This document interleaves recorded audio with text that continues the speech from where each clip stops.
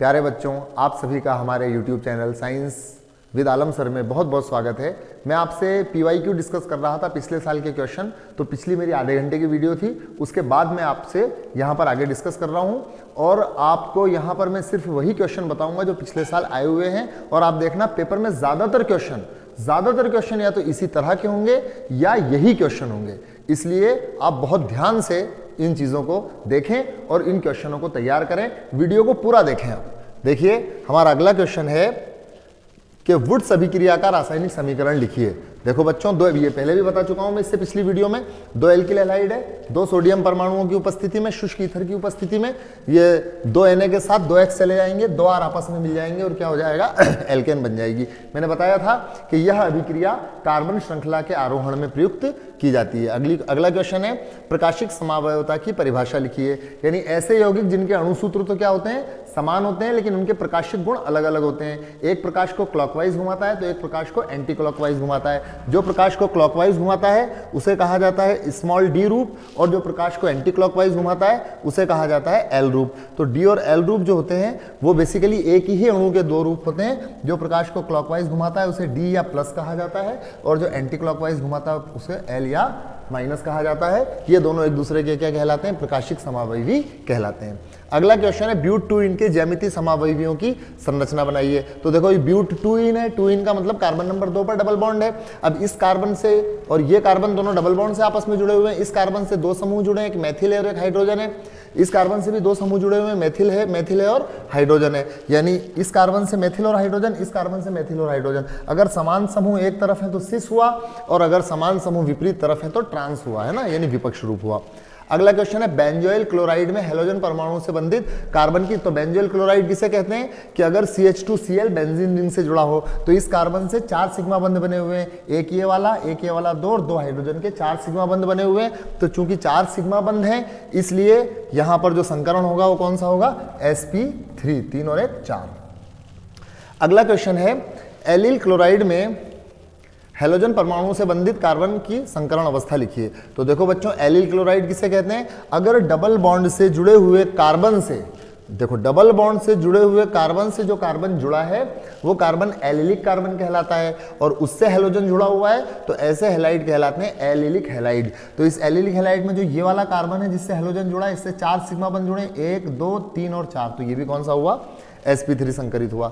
इसके बाद है द्विअणुक नाभिक रागी प्रतिस्थापन अभिक्रिया की क्रियाविधि। तो मैं ये आपको बताना चाहता हूं, एक अणुक और द्विअणुक, इसको मैं थोड़ा सा आपको बता दूं। तो आप देखेंगे यहां पर, देखिए एक आणुक नाभिक स्नेही प्रतिस्थापन अभिक्रिया क्या होती है।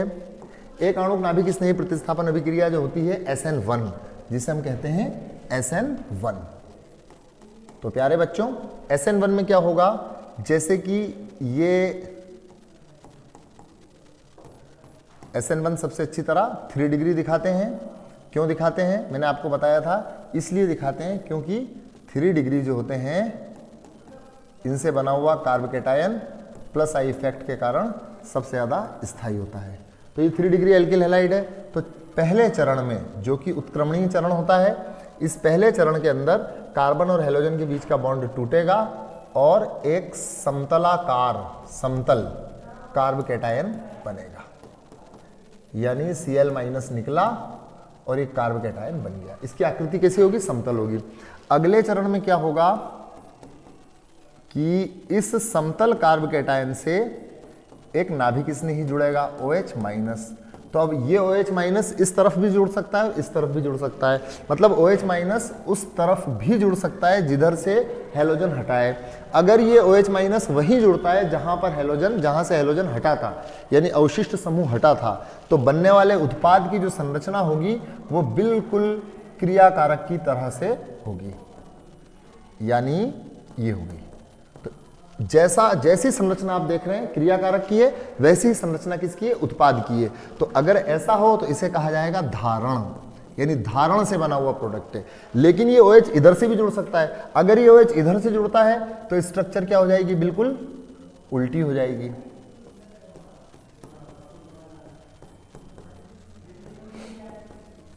और इस तरफ जुड़ जाएगा, ठीक है ना। तो इसको कहा जाएगा, ये OH- जब इस तरफ जुड़ेगा तो इसको कहा जाएगा प्रतिपन।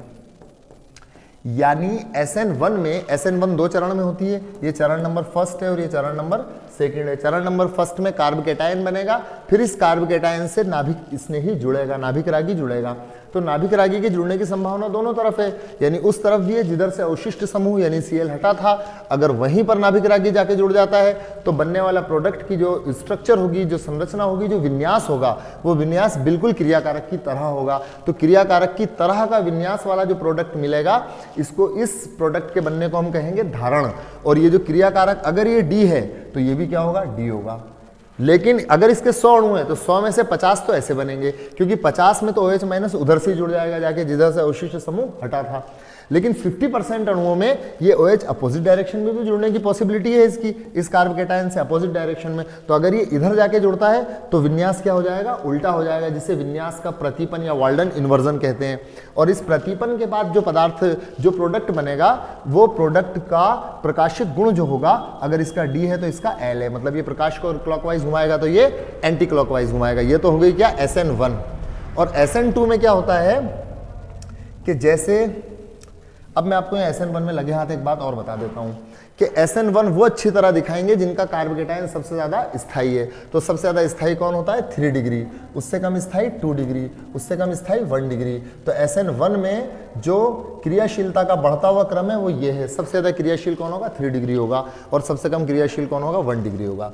लेकिन SN2 में क्या होगा बच्चों, कि जैसे SN2 सबसे अच्छी तरह ये दिखाता है, CH3X। अब SN2 में क्या होगा कि जब कोई नाभिक स्नेही अटैक करेगा तो एक ऐसी अवस्था आएगी कि जब टूटने वाला बंध पूरी तरह टूटा नहीं है और बनने वाला बंध पूरी तरह बना नहीं है, ये एक संक्रमण अवस्था आएगी यहाँ पर, ठीक है। ये संक्रमण अवस्था अगली स्टेप में जाके क्या होगी, टूट जाएगी, यानी कि बनने वाला बंध पूरी तरह से बन जाएगा, देखो ये OH पूरी तरह से जुड़ जाएगा और ये X पूरी तरह से हट जाएगा, ठीक है। ये X पूरी तरह से हट गया, ठीक है।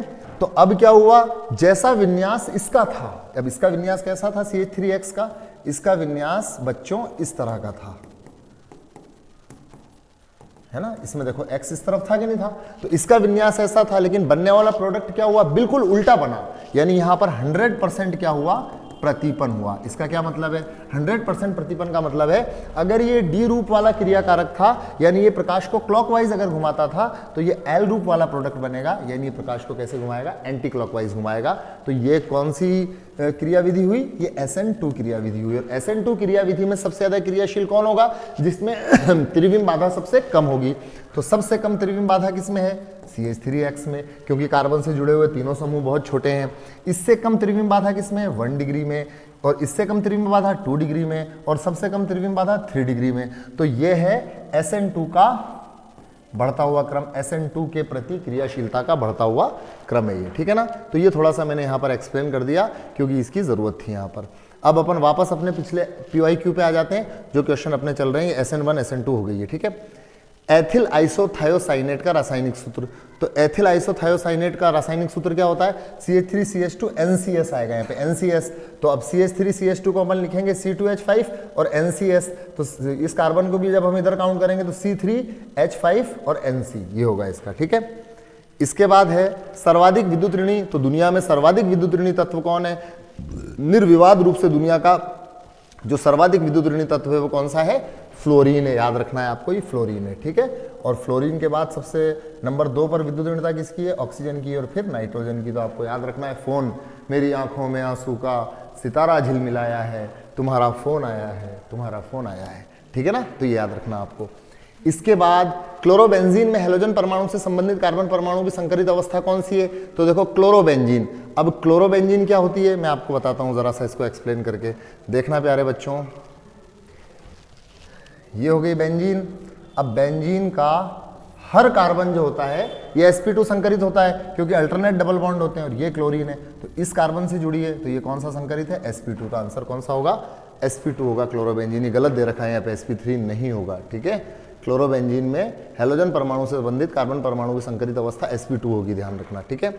इसके बाद निम्नलिखित में से कौन सा यौगिक ज्यामितीय समावयवता दर्शाता है, तो ज्यामिति अभी हाल अपन ने पढ़ा, ब्यूट टू, इनके 2 रूप पढ़े थे, समपक्ष और विपक्ष, ठीक है ना। इसके बाद है एलिल क्लोराइड का संरचना सूत्र, तो अभी हाल मैंने बताया था एलिलिक कार्बन कौन सा होता है, अगर एलिलिक कार्बन से हेलोजन हो तो उसे कहेंगे एलिलिक क्लोराइड, है ना। और एलिलिक कार्बन कौन होता है, जो डबल बॉन्ड से जुड़े कार्बन से जुड़े तो एलिलिक कार्बन, और सीधे डबल बॉन्ड से जुड़ा हुआ कार्बन कहलाता है वाइनिलिक कार्बन। ये अगला क्वेश्चन ये आ गया, वाइनिल क्लोराइड का संरचना सूत्र, तो डबल बॉन्ड से जुड़ा कार्बन वाइनिलिक कार्बन, उससे हेलोजन जुड़ा हुआ है। बेंजिल क्लोराइड अभी ऊपर गया था कि अगर बेंजीन रिंग से कार्बन जुड़ा हुआ है sp3 संकरित और उससे अगर हेलोजन जुड़ा है तो बेंजिल हैलाइड या बेंजिल क्लोराइड है। निम्नलिखित यौगिकों में SN1 अभिक्रिया के प्रति मैं आपको बता चुका हूं, SN1 के प्रति सबसे ज्यादा क्रियाशील वो होगा जिसका कार्ब केटायन सबसे ज्यादा स्थायी, मतलब 3 डिग्री सबसे ज्यादा क्रियाशील होगा, फिर 2 डिग्री होगा, फिर 1 डिग्री होगा, आंसर लिखा हुआ है। इसके बाद SN2 में मैंने बताया था SN2 के प्रति सबसे ज्यादा क्रियाशील वो होगा जिसमें त्रिविम बाधा सबसे कम होगी, तो त्रिविम बाधा 1 डिग्री में सबसे कम है, 2 डिग्री में थोड़ी ज्यादा और 3 डिग्री सबसे कम क्रियाशील होगा, लगभग 0 ही है इसकी क्रियाशीलता। फिर इसी तरह अपन इसका भी आंसर दे देंगे। फिटिंग अभिक्रिया को रासायनिक समीकरण की सहायता से समझाइए, मैंने बताया था फिटिंग अभिक्रिया और वुड्स फिटिंग अभिक्रिया और वुड्स अभिक्रिया, तो ये तीनों चीजें मैं आपको समझा चुका था, एक बार और समझा देता हूं इन्हें, आप देख लें इसे जल्दी से। देखो, अगर दोनों एल्किल हैलाइड और एल्किल हैलाइड और साथ में सोडियम है, ठीक है ना, और साथ में ड्राई ईथर शुष्क ईथर है, तो 2 Na के साथ 2 X गए और 2 R आपस में जुड़ गए, तो ये तो हो गई वुड्स अभिक्रिया, ठीक है। एक अपन ने लिया एल्किल हैलाइड और एक अपन ने लिया एरिल हैलाइड, ठीक है, और फिर इसकी रिएक्शन हुई सोडियम से ट्वाइस ऑफ Na और ड्राई ईथर की उपस्थिति में, तो 2 Na के साथ 2 X गए तो R और फेनिल ये आपस में जुड़ गए, तो ये हो गई वुड्स फिटिंग, ठीक है। ये वुड्स है और ये वुड्स फिटिंग है। और अगर दोनों ही मोटे मोटे यानी दोनों ही एरिल हैलाइड हो, तो जब दोनों ही मोटे मोटे हैं तो फिर तो फिटिंग ही फिटिंग है, सारे कपड़े फिट आएंगे इनके, तो ठीक है ना। तो यहाँ पर 2 Na से जब रिएक्शन होगी तो 2 Na के साथ 2 X गए और दोनों बेंजीन आपस में क्या होंगी, जुड़ जाएंगी। ये बहुत इंपॉर्टेंट क्वेश्चन है बोर्ड के पॉइंट ऑफ व्यू से। बाइफेनिल बनता है इसमें प्रोडक्ट, तो इसे क्या कहेंगे अपन, फिटिंग। तो अगला क्वेश्चन है सैंडमायर अभिक्रिया, तो सैंडमायर में क्या होता है, एनिलीन होती है, याद रखना, NaNO2 प्लस HCl, टेम्परेचर होगा बिल्कुल 0 डिग्री के आसपास, 273 से 278 केल्विन, बनेगा बेंजीन डाइजोनियम हैलाइड या बेंजीन डाइजोनियम क्लोराइड, और फिर Cu2 Cl2 की उपस्थिति में N2 को हटा देंगे, Cl जुड़ जाएगा, क्लोरोबेंजीन बन जाएगा। इस अभिक्रिया को सैंडमायर अभिक्रिया कहते हैं। फिंकेल्स्टाइन में मैंने आपको बताया था एक्सचेंज ऑफ हैलोजन होता है, एल्किल हैलाइड ही होता है, लेकिन उसकी NaI से रिएक्शन करा देते हैं, NaX अलग और एल्किल आयोडाइड बन जाता है। तो एल्किल हैलाइड से एल्किल हैलाइड ही बन रहा है मगर स्पेसिफिक एल्किल आयोडाइड बन रहा है, तो इसे फिंकेल्स्टाइन अभिक्रिया कहेंगे। इसी तरह से यहां पर जो सबसे ज्यादा कार्बन हेलोजन बंध की लंबाई किसमें होगी, अब देखो फ्लोरीन क्लोरीन ब्रोमीन आयोडीन, तो सबसे ज्यादा बंध कौन सा लंबा होगा, सबसे बड़ा बंध कौन सा होगा, तो जाहिर सी बात है सबसे बड़ा बंध वो होगा जिसका आकार सबसे बड़ा होगा। तो हम जानते हैं कि किसी भी समूह में ऊपर से नीचे जाने पर आकार क्या होता है, बढ़ता है, तो सबसे बड़ा आकार किसका, आयोडीन का है, तो सबसे ज्यादा बंध लंबाई भी किसकी होगी, CH3I की होगी। रैसिमिक मिश्रण के ध्रुवण घूर्णन का मान कितना होता है, रैसिमिक मिश्रण किसे कहते हैं, अगर 50% D रूप है स्मॉल d और 50% स्मॉल l रूप है, तो D वाला क्लॉकवाइज घुमाएगा, L वाला एंटी क्लॉकवाइज घुमाएगा, दोनों चूंकि 50-50 आपस में मिले हुए हैं, तो ना PPL यानी समतल ध्रुवित प्रकाश ना तो क्लॉकवाइज घूमेगा ना एंटी क्लॉकवाइज घूमेगा, तो कैसा हो जाएगा, रैसिमिक मिश्रण के ध्रुवण घूर्णन का मान 0 हो जाएगा। अब अगला क्वेश्चन ये एनिलीन यौगिक क्या बनाता है, यौगिक में भी बनता है, तो ये सैंडमायर अभिक्रिया होगी, अभी हाल जो बताई ना वही सैंडमायर अभिक्रिया है, ठीक है। अगला क्वेश्चन क्या है, बेंजीन डाइजोनियम क्लोराइड की KI से रिएक्शन होगी, N2 हटेगा और ये N2 और Cl हटके और KCl हटेगा, N2 हटेगा, आयोडीन हो जाएगा, आयोडाइड बनेगा। ये देखो फिटिंग रिएक्शन है, मैंने अभी आपको बताया था कि डाइफेनिल बनता है, फिटिंग रिएक्शन है। इसी तरह से ये कोर्स में से हट गया है, फ्रियोन का नाम, बेंजीन डाइजोनियम क्लोराइड का रासायनिक सूत्र अभी मैं बता चुका हूं आपको, क्लोरोबेंजीन से डाइफेनिल बनाने के लिए फिटिंग अभिक्रिया ये भी मैंने आपको बता दी। स्वार्ट्ज अभिक्रिया क्या होती है, अगर एल्किल हैलाइड की AgF से रिएक्शन करेंगे तो AgX हट जाएगा और फ्लोराइड बन जाएगा, तो स्वार्ट्ज से और आयोडाइड बनेगा, तो फिंकेल्स्टाइन अभी हाल ऊपर पड़ी अपन ने ना। इसके साथ बच्चों क्या है कि बेंजिलिक अल्कोहल में OH समूह sp3 संकरित कार्बन बंधित होता है, तो बिल्कुल सही बात है। बेंजिलिक अल्कोहल अभी हाल मैंने बताया था आपको, दोबारा बता देता हूं, जैसे वह बेंजिलिक क्लोराइड था ऐसे यहां पर बेंजिलिक अल्कोहल है, तो बेंजिलिक अल्कोहल क्या होगा, ये बेंजीन रिंग और इससे जुड़ा CH3 का एक H हटेगा तो CH2 और इससे जुड़ जाएगा OH, तो इस कार्बन से 4 सिग्मा बॉन्ड बने, तो ये क्या हो गया, sp3, ठीक। इसके बाद इलेक्ट्रॉन अपनाएग यानी इलेक्ट्रॉन खींचने वाला समूह जब जुड़ेगा तो क्लोरीन इलेक्ट्रॉन खींचने वाला है, लेकिन इस क्लोरीन के जुड़ने की वजह से जो अनुनाद होता है, उस अनुनाद के कारण ऑर्थो और पैरा स्थितियों पर इलेक्ट्रॉन घनत्व तो बढ़ जाता है, इसलिए इलेक्ट्रॉन आने वाला इलेक्ट्रॉन इसने ये कहां पर जुड़ता है, ऑर्थो या पैरा पर जुड़ता है, ठीक है। अगला क्वेश्चन है समावयवी हेलो एल्केनों में श्रृंखलन बढ़ने के साथ साथ, बिल्कुल सही बात है, इसका कारण समझाना इंपॉर्टेंट क्वेश्चन है। देखिए मैं आपको एक एग्जाम्पल देकर समझाता हूं इस बात को कि समावयवी किसे कहेंगे, जिनके अणुसूत्र क्या होते हैं, समान होते हैं। जैसे कि प्यारे बच्चों एक हाइड्रोकार्बन है पेंटेन, पेंटेन, ये पेंटेन 5 कार्बन का हो गया। Am I wrong? Yes I am wrong, 6 carbon हो गए थे। ये पेंटेन, ठीक है, 1 2 3 4 5। अब ये बिल्कुल एन पेंटेन है, सीधी चेन है। हम इसको कर दें 2 मेथिल ब्यूटेन, इसमें भी 5 कार्बन है। इसका अणुसूत्र क्या है, इस ऊपर वाले का C5H12, इसका भी क्या है C5H12। और अगर हम ऐसा कर दें नियोपेंटेन, नियोपेंटेन यानी इसका आईयूपीएसी नाम क्या होगा, 2,2 डाइमेथिल प्रोपेन, तो इसका अणुसूत्र भी क्या है C5H12। तो आप देखें इन तीनों का अणुसूत्र क्या है, समान है, लेकिन संरचना अलग अलग है, श्रृंखला की लंबाई अलग अलग है, ये आपस में श्रृंखला समावयवी है। खैर अब यहां पर आप देखो ये सीधी सीधी चेन है, तो जब चेन सीधी सीधी होगी तो पैकिंग क्या होगी, अच्छी तरह से होगी। लपक के ऐसे चिपकेंगे, जब लपक के चिपकेंगे तो अलग अलग करना मुश्किल है, जब अलग अलग करना मुश्किल है तो ज्यादा एनर्जी देना पड़ेगी, ज्यादा टेम्परेचर देना पड़ेगा, तो क्वथनांक क्या होगा, ज्यादा होगा। लेकिन यहाँ पे क्या है, देखो आप, ये शाखन हो गया, ये झुमका लटक गया, यहाँ पे झाड़ झाकड़ आ गए, तो इनका जो पैकिंग है, पैकिंग एफिशिएंसी कम हो जाएगी, यानी कम अच्छी तरह चिपकेंगे, तो इन्हें अलग करना क्या रहेगा, आसान रहेगा, यानी इसका क्वथनांक थोड़ा सा कम होगा, है ना, इसका क्वथनांक सबसे अधिक होगा। और यहां पर तो चारों तरफ झाड़ झाकड़ ही झाड़ झाकड़ है, तो ये तो बेचारे चिपकेंगे ही नहीं, ये ऐसे ऐसे रहेंगे, जब अच्छी तरह चिपकेंगे नहीं तो इनको अलग करना बहुत आसान है, यानी इसको हल्का सा टेम्परेचर देंगे और इसका बॉइलिंग पॉइंट आ जाएगा, यानी इसका क्वथनांक सबसे कम होगा। तो फाइनली कंक्लूजन क्या निकला कि अगर सीधी चेन है तो चिपकेंगे अच्छी तरह तो क्वथनांक ज्यादा होगा, जितना शाखन ज्यादा होगा उसका चिपकत्व जो होगा इनमें चिपकना क्या होगा, उतना कम होगा, तो क्वथनांक क्या होगा, उतना कम होगा। ओके, अगला क्वेश्चन है प्यारे बच्चों कि समावयवी डाइक्लोरोबेंजीनों के पैरा समावयवियों का गलनांक ऑर्थो तथा मेटा समावयवियों की तुलना में अधिक होता है। वही पैरा समावयवी क्या होते हैं, सीधे होते हैं। देखो मैंने आपको बताया था कि ऑर्थो मेटा पैरा, बताया था मैंने आपको, ऑर्थो मेटा पैरा क्या होते हैं। देखो बच्चों, अगर ये बेंजीन रिंग है, इस बेंजीन रिंग में यहां पर सपोज करो OH है और यहां पर एक और OH आ गया, तो ये वाली, जैसे अगर ये जो है OH है यहां पर, ठीक है, ठीक, तो ये वाली पोजीशन कहलाएगी ऑर्थो, ये वाली कहलाएगी मेटा और ये वाली कहलाएगी पैरा। इधर वाली कहलाएगी ऑर्थो, इधर वाली कहलाएगी मेटा। तो देखो 2 होती हैं ऑर्थो, 2 होती हैं मेटा और एक होती है पैरा। तो अगर मान लो कोई आने वाला जो प्रतिस्थापी है,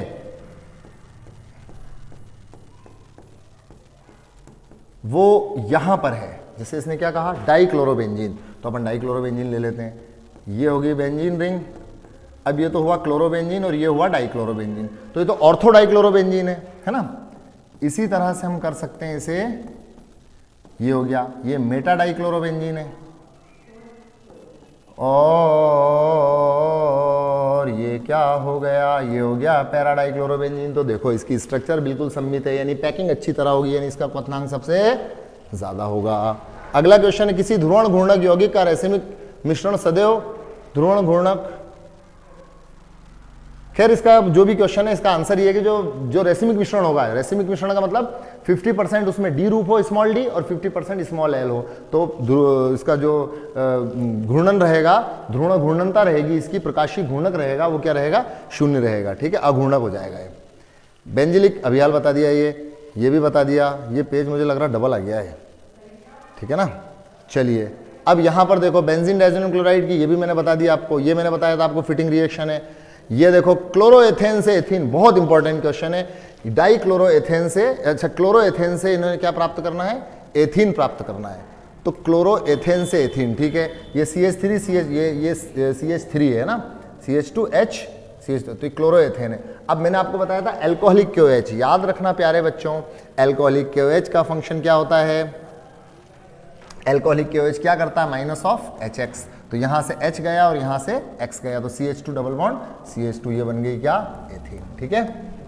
इसके बाद हमारा बच्चों अगला क्वेश्चन है, एस्प्रिन को खाली पेट क्यों नहीं लेना चाहिए। एस्प्रिन जब पेट में जाएगी तो इसका जल अपघटन होगा, क्योंकि इससे सैलिसिलिक अम्ल बनेगा, तो वो अम्ल क्या करेगा, हमारी आमाशय की दीवारों को घायल कर सकता है, इसलिए इसे अल्सर हो सकता है, रक्तस्राव हो सकता है, खाली पेट नहीं लेना चाहिए। रंजक और वर्णक में बिल्कुल सही क्वेश्चन है। रंजक क्या होते हैं, अधिकतर रंजक जो होते हैं ये विलायकों में विलय होते हैं, इनका रंग हल्का होता है, ये अंतर लिखा हुआ है यहाँ पे, ठीक है ना। इसमें टाइम खराब नहीं करूंगा मैं, आपका वीडियो रोक के आप देख लेना। एथेनॉल के निर्जलीकरण से एथीन बनने की क्रियाविधि एथेनॉल है, ठीक है ना। इसका निर्जलीकरण का मतलब क्या हुआ, यहां पर हम कंसंट्रेट H2SO4 यूज करेंगे, सांद्र H2SO4। तो क्या होगा, सांद्र H2SO4 यूज करने पर देखो मैं आपको इसकी मैकेनिज्म समझाता हूं। कंसंट्रेट H2SO4 यूज करने पर देखना आप क्या होगा यहां पर, क्रियाविधि यहां पर देखो, ये है एथेनॉल, इसने एथेनॉल से बोला ना, चलो एथेनॉल से समझा देते हैं। ये एथेनॉल है और in the presence of concentrate H2SO4, तो यहां पर जब ये H+ देगा, फिर ये H+ इससे जुड़ेगा, OH2+ होगा, फिर ये बॉन्ड टूटेगा और ये बॉन्ड टूटने से कार्ब केटायन बनेगा CH3 CH2+, और फिर अगली स्टेप में यहां से H और यहां से प्लस जाएगा तो CH2 डबल बॉन्ड CH2, यानी फाइनली जब एथेनॉल में से आप देखो, ये एथेनॉल मैंने आपको ये लिया था CH3 CH2 OH, इसमें से जब एक वाटर मॉलिक्यूल हटेगा H यहाँ से और OH यहाँ से, तो क्या बन जाएगी, एथीन बन जाएगी। तो ये अल्कोहल की क्या है, निर्जलीकरण की क्रियाविधि है। ग्लूकोज को एथेनॉल में परिवर्तित करने वाला एंजाइम कौन सा है, जाइमेज एंजाइम है, बायोमोलिक्यूल का क्वेश्चन है। फिनॉल की, टेढ़ा हो रहा है पेज, फिनॉल की क्लोरोफॉर्म तथा KOH से क्रिया की रासायनिक समीकरण लिखिए। तो ये फिनॉल है, इसकी क्लोरोफॉर्म और KOH से रिएक्शन होगी, इसे राइमर टीमान अभिक्रिया कहते हैं। इसमें एक मध्यवर्ती बनता है और लास्ट में जाकर सैलिसैल्डिहाइड बन जाता है, रट के याद रखना, MTR, मुझे तो रटो।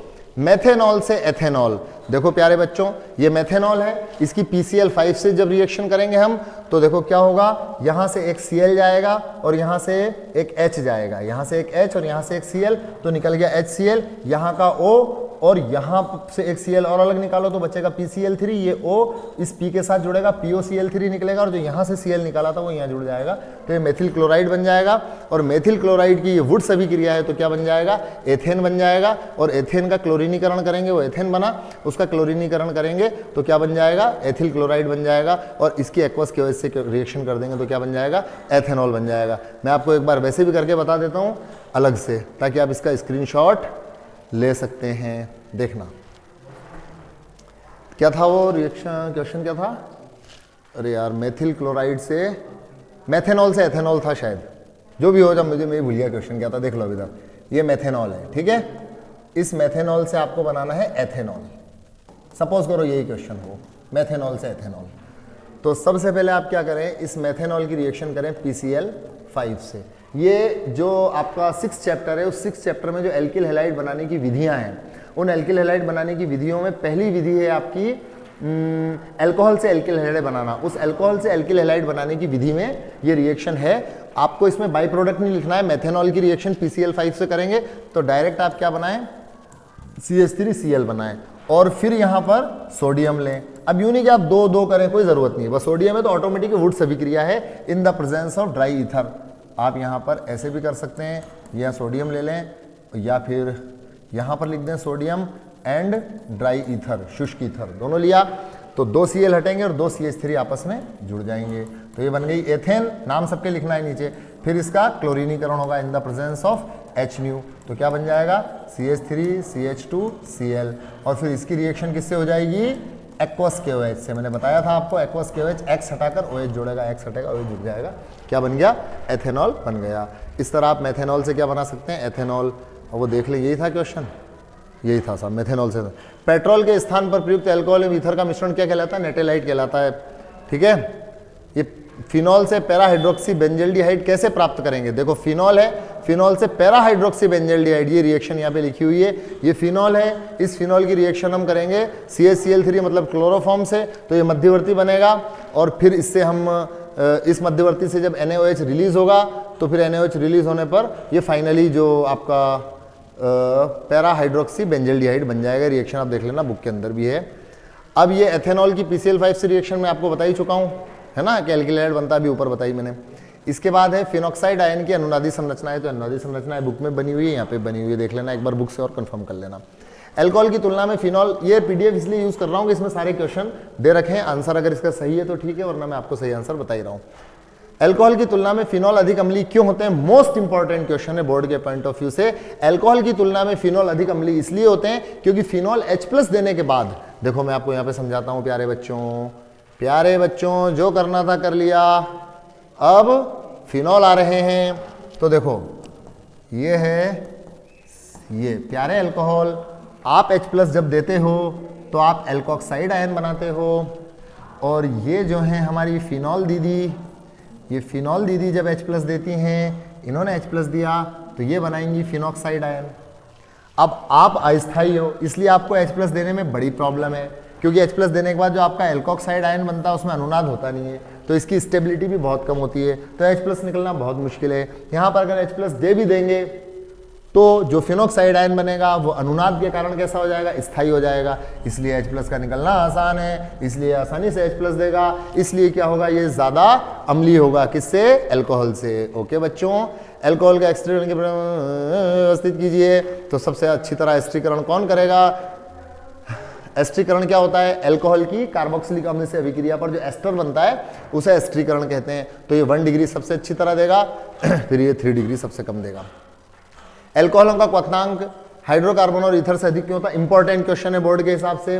इसलिए होता है क्योंकि अल्कोहलों में हाइड्रोजन बंद पाया जाता है, इसलिए इसका क्वथनांक सबसे अधिक होता है। अल्कोहल से कम क्वथनांक किसका होता है? ईथर का होता है, क्योंकि ईथर में ऑक्सीजन होता है फिर भी, तो ध्रुवता कुछ ना कुछ रहती है। लेकिन हाइड्रोकार्बन यानी methane, ethane, propane, butane, pentane, hexane, इनमें तो कोई ऑक्सीजन होता नहीं है, इसलिए इनमें आकर्षण बिल्कुल नहीं होता है। तो सबसे अधिक क्वथनांक अल्कोहल का होगा हाइड्रोजन बंद की वजह से, उससे कम क्वथनांक ईथर का होगा, क्योंकि इसमें हाइड्रोजन बंद तो नहीं होते लेकिन द्विध्रुव द्विध्रुव आकर्षण होता है, और हाइड्रोकार्बन तो बिचारी में कुछ नहीं होता, इसलिए इनका क्वथनांक सबसे कम होता है। अगला क्वेश्चन है निम्नलिखित अल्कोहल, तो सबसे आसानी से निर्जलीकरण यानी जल का अणु किससे निकलेगा? जो कि सबसे स्थायी कार्बोकेटायन बनाएगा। कौन बनाएगा? 3 डिग्री। इसकी व्याख्या मैं कर चुका हूं। इसका आईयूपीएसी नाम क्या होगा? Alkoxy alkane. 2 कार्बन है, एथोक्सी एथेन। अगर ये दोनों सेम है, जैसे यहाँ पर दोनों एथिल सेम है, तो एथोक्सी एथेन, एक छोटा एक बड़ा है तो छोटे वाले को ऑक्सीजन के साथ लेंगे। अगर यहाँ पर मेथिल होता तो मेथोक्सी एथेन नाम हो जाता है इसका। ठीक है बच्चों, इसके बाद आइसोब्यूटिल अल्कोहल का ये संरचना सूत्र होता है। ठीक है, क्या होता है? जब बहुत कुछ होता है तब डाई एथिल ईथर को सूर्य के प्रकाश की उपस्थिति में क्लोरीन से अभिक्रिया करता है, तो डाइल ईथर सूर्य के प्रकाश से अभिक्रिया करके ये सारे हाइड्रोजन हटकर उनकी जगह कौन जुड़ जाते हैं? क्लोरीन बन जाते हैं। ठीक है, निम्नलिखित अभिक्रिया अनुक्रमों को पूरा कीजिए। तो देखो ये फिनॉल है, CCl4KOH की उपस्थिति में सैलिसिलिक अम्ल बनेगा, और यहाँ पर एसिटिक एनहाइड्राइड की उपस्थिति में एस्प्रिन बनेगी यहाँ पर, जिससे अभी अपने आमाशय में घाव हो रहे थे। क्या होता है जब डाइथिल ईथर की वाष्प एल्यूमिना, तो निर्जलीकरण होता है, याद रखना। और ईथर जो है, इस ईथर में से जब हम H यहाँ से निकालेंगे और H यहाँ से निकालेंगे तो H2O, ठीक है, H यहाँ से और H यहाँ से, तो H2 और ये भी गया O, तो यहाँ बचा C2H4, यहाँ बचा C2H4, तो C2H4 के 2 अणु बन जाएंगे। ठीक है, प्रत्येक ब्यूटिल अल्कोहल का ये संरचना सूत्र हो गया। निम्नलिखित अभिक्रिया अनुक्रमों को पूरा कीजिए। उत्पाद ए तथा बी के नाम लिखिए। बेंजीन डाइज़ोनियम क्लोराइड को इससे उबालेंगे, फिनॉल बनेगा ब्रोमीन से, ये ऑर्थोब्रोमोफिनॉल और पैराब्रोमोफिनॉल। और अगर फिनॉल अभिक्रिया में ब्रोमीन जल लपक के ले लेंगे तो तीनों ऑर्थो और पैरा, मेटा के अलावा और दोनों ऑर्थो पर एक पैरा पर ब्रोमीन जुड़ जाएगा, इसे बोलेंगे 2,4,6 ट्राइब्रोमोफिनॉल। और इसका आईयूपीएसी नाम हो ही चुका है, एथोक्सी एथेन। और ये हो गया आपका, ये रिएक्शन है, देख लेना आप। ग्लिसरॉल का रासायनिक सूत्र क्या है? ये रहा। और एथिलीन ग्लाइकॉल का बोलेंगे तो CH2CH2OH, ठीक है, यानी ये CH2CH2OH बीच का ही हट जाएगा। ठीक है, निम्नलिखित संरचना पूरा कीजिए। तो ये देखो, ये हो गई विलियमसन संश्लेषण, यानी यहाँ पर NaI निकल जाएगा और बाकी का आपस में जुड़ जाएगा, ईथर बनाने की क्रिया विधि हो गई। एथिलीन ग्लाइकॉल का ये आ गया, सब मैं बोल रहा था आ गया यहाँ पे, है ना। निम्नलिखित रासायनिक समीकरणों को पूर्ण कीजिए व मुख्य उत्पाद का नाम लिखिए। तो यहाँ पर क्या होगा? कॉपर 573 केल्विन में क्या होगा? विहाइड्रोजनीकरण होगा, यानी कि H2 निकलेगा। तो H और H हटा दो तो C double bond O, acetone बन गया। ठीक है, और जो ये एथेनॉल है, इस एथेनॉल का जब हम निर्जलीकरण करेंगे तो क्या होगा? देखो यहाँ पर 573 केल्विन है ये, ठीक है, ये ध्यान रखना आप। यहाँ पर 573 केल्विन है तो एथीन बन जाएगी, C2H4, एक H और एक OH जाएगा। ठीक, अब क्वथनांकों का तो मैं बता ही चुका हूँ आपको कि सबसे ज़्यादा क्वथनांक है, तो खैर यूज़ करने की पेन ज़रूरत ही नहीं है। सबसे ज़्यादा जो क्वथनांक होगा वो किसका होगा? अल्कोहल का, हाइड्रोजन बंधन के कारण। उसके बाद ईथर का होगा, और सबसे कम किसका होगा? सबसे कम होगा प्रोपेन का। तो सबसे कम किसका होगा? प्रोपेन का। ये ऑप्शन देख के क्लिक करना है, सही 60। प्रोपेन का सबसे कम, उससे ज़्यादा ईथर का, और सबसे ज़्यादा अल्कोहल का, बिल्कुल सही है। ऑर्थोनाइट्रोफिनॉल तथा पैरानाइट्रोफिनॉल में पैरानाइट्रोफिनॉल कम वाष्पशील होता है, यानी पैरानाइट्रोफिनॉल का क्वथनांक अधिक होता है। क्यों? इंटरमॉलिक्यूलर हाइड्रोजन बंध के कारण। यहां पर इंटरमॉलिक्यूलर हाइड्रोजन बंध होते हैं और ऑर्थोनाइट्रोफिनॉल में इंट्रामॉलिक्यूलर हाइड्रोजन बंध होते हैं। मतलब इसके दो परमाणु ऑर्थोनाइट्रोफिनॉल के दो परमाणु आपस में बॉन्ड बना लेते हैं, इसलिए ऑर्थोनाइट्रोफिनॉल से ऑर्थोनाइट्रोफिनॉल नहीं चिपक पाता है। लेकिन पैरानाइट्रोफिनॉल जो होता है, इसके दो अणु हाइड्रोजन बंध से आपस में चिपक जाते हैं, यानी इंटरमॉलिक्यूलर हाइड्रोजन बॉन्ड होता है, इसलिए इसका क्वथनांक क्या होता है? अधिक होता है, तो कम वाष्पशील होता है। फिनॉल में उपस्थित कार्बन मेथनॉल से कम होती है, फिनॉल में अनुनाद के कारण। ठीक है, क्योंकि फिनॉल में अनुनाद होता है, इसलिए कार्बन कार्बन डबल बॉन्ड के लक्षण आ जाते हैं, इसलिए बंध लंबाई घट जाती है। ईथर में उपस्थित बंध कोण चतुष्फलकी कोण से अधिक क्यों होता है? बहुत इंपॉर्टेंट क्वेश्चन है। देखो मैं कई बार इसको क्लास में डिस्कस कर चुका हूं, लेकिन अभी मैं फास्ट, अभी मत बोलना कि फास्ट क्यों पढ़ा रहे हैं, अभी इसलिए फास्ट ही पढ़ाना पड़ेगा। ये ईथर है, दोनों तरफ एल्किल ग्रुप है, ये एल्किल ग्रुप ये एल्किल ग्रुप, एक दूसरे को क्या करेंगे? धक्का देंगे। वाह, तो जब धक्का देंगे तो छिद्दापन बढ़ जाएगा, जब छिद्दापन बढ़ जाएगा तो बॉन्ड एंगल क्या होगा? बढ़ जाएगा। ठीक है, इसलिए ईथर में क्या होता है? बंध कोण थोड़ा सा अधिक होता है। ठीक है, कारण दीजिए। समावयवी अल्कोहलों के शाखन बढ़ने पर क्वथनांक कम हो जाता है, बता चुका हूं। जो एल्केनों में कारण था वही यहाँ पे कारण है। एथेनॉल का क्वथनांक मेथॉक्सी मेथेन यानी ईथर से अधिक क्यों होता है? हाइड्रोजन बंध के कारण। एथेनॉल आसानी से जल में घुल जाते हैं, क्यों? हाइड्रोजन बंध के कारण। फिनॉल अल्कोहल की तुलना में प्रॉब्लम क्यों होता है? क्योंकि फिनॉल H+ देने के बाद जो फिनॉक्साइड आयन बनाता है वह अनुनाद के कारण स्थायी हो जाता है, इसको भी हम पहले समझा चुके हैं आपको। इसके बाद एक क्यूमेन से फिनॉल प्राप्त करने की अभिक्रिया में बाई प्रोडक्ट कौन है? एसीटोन है। देखो हम जानते हैं कि क्यूमीन क्या है, आइसोप्रोपिल बेंजीन को क्यूमीन कहते हैं। देखो देखो प्यारे बच्चों, याद करो, ये है आइसोप्रोपिल बेंजीन। ठीक है, और इस आइसोप्रोपिल बेंजीन से जब हम फिनॉल बनाएंगे तो बाई प्रोडक्ट के रूप में कौन बनेगा? CH3CO। पूरी रिएक्शन लिख रहा हूं मैं यहाँ पे। ठीक है, आप देख लेना बुक के अंदर। और फिनॉल से सैलिसिलिक अम्ल बनने की रासायनिक समीकरण पहले भी आ चुकी है। आइसोब्यूटिल अल्कोहल का IUPAC नाम आइसोब्यूटिल अल्कोहल, बिल्कुल ठीक है साहब। तो अब इसका IUPAC नाम देखो क्या होगा? IUPAC नाम लिखते समय हम सबसे लंबी वह चेन चुनेंगे जो क्रियात्मक समूह से भी संबंधित हो। तो यहाँ पर कार्बन नंबर 1, 2 और 3, तो 2 पर मेथिल और 1 पर ऑल, तो इसका नाम हो जाएगा 2 methyl prop 2 all, 2 methyl prop 1 all, 2 methyl prop 1 all. ठीक है ना, 2 methyl propane 1 all, propane 1 all भी चलेगा, प्रोप 1 ऑल भी चलेगा। अब यहां पर याद रखना आप, मैं आपको बता देता हूं, ये इस तरह का क्वेश्चन बोर्ड एग्जाम में आएगा, बिल्कुल आएगा, फैक्ट क्वेश्चन है। देखो कितने सारे क्वेश्चन अभी रिपीट हुए PYQ की, देखो हर साल रिपीट हो रहे हैं, 4-4 बार अपन ने एक क्वेश्चन को पढ़ा, तो इनमें से ज्यादातर क्वेश्चन आएंगे, देखना आप। CH3, Mg, Br और CO2, ये CO2। तो याद रखना ग्रिग्नार्ड अभिकर्मक है, ग्रिग्नार्ड रिएजेंट, तो सबसे पहली रिएक्शन होती है इसकी एडिशन रिएक्शन। ठीक है ना, तो एडिशन में आपको क्या करना है? इसकी एडिशन रिएक्शन में आपको यह करना है कि CH3 C double bond O और एक बॉन्ड तोड़ना है और O से जोड़ना है MgBr और कार्बन से जोड़ना है CH3 को। फिर अगली स्टेप में होगा इसका जल अपघटन। ठीक है, हमेशा हमेशा ऐसे ही होगा। तो MgBr OH निकल जाएगा और प्रोडक्ट क्या बन जाएगा? देखो ये CH3 और ये C और ये डबल बॉन्ड O और इस C से ये OH जुड़ जाएगा। तो क्या बना? ये CH3COOH एसिटिक अम्ल, या IUPAC नाम है इसका, एथेनोइक अम्ल। ठीक है, इसके बाद जाइमेज एंजाइम कहां पर मिलता है? ये यीस्ट के अंदर मिलता है। ठीक है ना, जिससे ग्लूकोज एथेनॉल में परिवर्तित हो जाता है। फिनॉल की ब्रोमीन जल के साथ अभिक्रिया से प्राप्त श्वेत अवक्षेप का 2,4,6 ट्राइब्रोमो फिनॉल अभी ऊपर बना था। ठीक है, और ये बेंजीन डाइएजोनियम क्लोराइड और फिनॉल के मध्य जो यहाँ पर युग्मन अभिक्रिया होगी उसमें पैरा हाइड्रोक्सी एजो बेंजीन बनेगा, जो कि कैसा होगा? नारंगी रंजक होगा, ये नारंगी रंग का। और ये फिनॉल है, कंसंट्रेट HNO3 की उपस्थिति में क्या बनाएगा? 2,4,6 ट्राइनाइट्रोफिनॉल। पूछा जाने वाला क्वेश्चन है, इंपॉर्टेंट क्वेश्चन है, पिक्रिक अम्ल। ठीक है, 413 केल्विन अगर याद रखना, 413 केल्विन है तो ईथर बनेगा, और 443 केल्विन है तो क्या बनेगा? 443 केल्विन पर जो बनेगा वो बनेगा 443 केल्विन पर जो बनेगा वो बनेगी एल्कीन, है ना। तो यहाँ पर 413 केल्विन है, तो 413 केल्विन में क्या हुआ कि 2 एथेनॉल के अणु हैं। देखो मैं आपको समझा भी देता हूँ, ठीक है ना।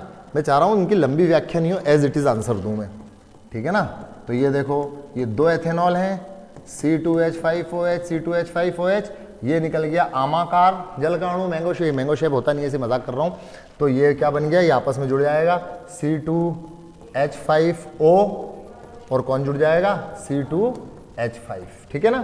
तो इसका नाम हो गया एथॉक्सी एथेन, एथॉक्सी एथेन नाम पहले ही आ चुका है, ठीक है साहब।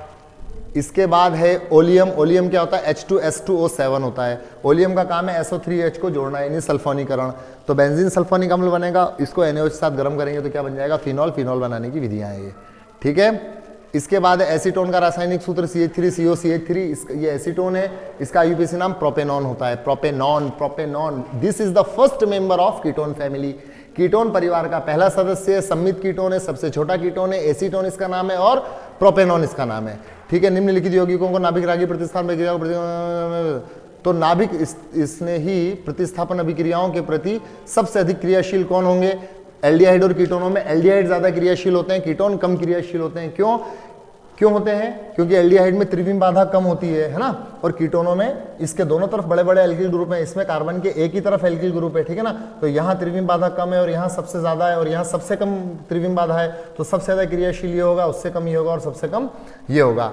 एल्केनोइक अम्लों के क्वथनांक उच्चतर होते हैं, इसलिए होते हैं क्योंकि हाइड्रोजन बंध से आपस में चिपक जाते हैं तो क्वथनांक उच्च हो जाते हैं। निम्नलिखित कार्बन, अब देखो कार्बोक्सिलिक अम्ल के बारे में मैं आपको बता दूं कि कौन सा है, बेंजोइक अम्ल, फॉर मेथॉक्सी बेंजोइक अम्ल, फॉर मेथॉक्सी बेंजोइक अम्ल और फॉर नाइट्रो बेंजोइक अम्ल। देखो यही बता देता हूं यार, है ना। इसमें एक तो है मेथॉक्सी, ये तो हुआ बेंजोइक अम्ल, देखो आप ये बेंजीन से COH जोड़ा तो ये तो हो गया बेंजोइक अम्ल, और बेंजीन से 4 मेथॉक्सी तो ये तो हुआ बेंजोइक, और 1 2 3 4 पर OCH3 जोड़ दिया तो 4 मेथॉक्सी बेंजोइक अम्ल और 4 नाइट्रो बेंजोइक अम्ल।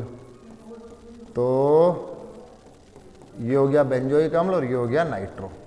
बहुत इंपॉर्टेंट और कॉन्सेप्चुअल क्वेश्चन है कि इन तीनों में सबसे ज्यादा अम्लीय कौन होगा, तो सबसे ज्यादा अम्लीय वो होगा जो सबसे आसानी से H+ देगा। सबसे आसानी से H+ कौन देगा, यहां पर सबसे आसानी से जो H+ देगा वो देगा 4 नाइट्रो, यहाँ पे गलत लिखा हुआ है, 4 नाइट्रो आएगा यहाँ पे, क्योंकि नाइट्रो क्या होता है, -I इफेक्ट रखता है, इलेक्ट्रॉनों को खींचेगा, तो यहाँ पर माइनस चार्ज कम हो जाएगा, तो H+ का निकलना आसान हो जाएगा। तो सबसे प्रबल कौन रहेगा यहाँ पर, 4 नाइट्रो बेंजोइक अम्ल, ठीक है। उसके बाद ये होगा, और नहीं उसके बाद जो होगा 4 मेथॉक्सी बेंजोइक अम्ल, मेथॉक्सी ग्रुप जो होता है ये भी -I इफेक्ट रखता है ना।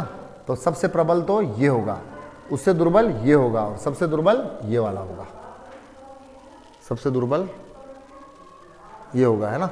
देख लेना इसे एक बार, यही है ना।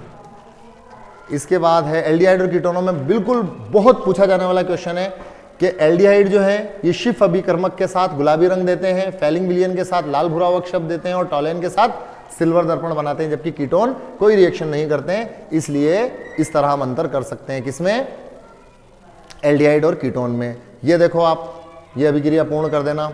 ऑक्जेलिक अम्ल कुह कुह, ये संरचना सूत्र हो गया।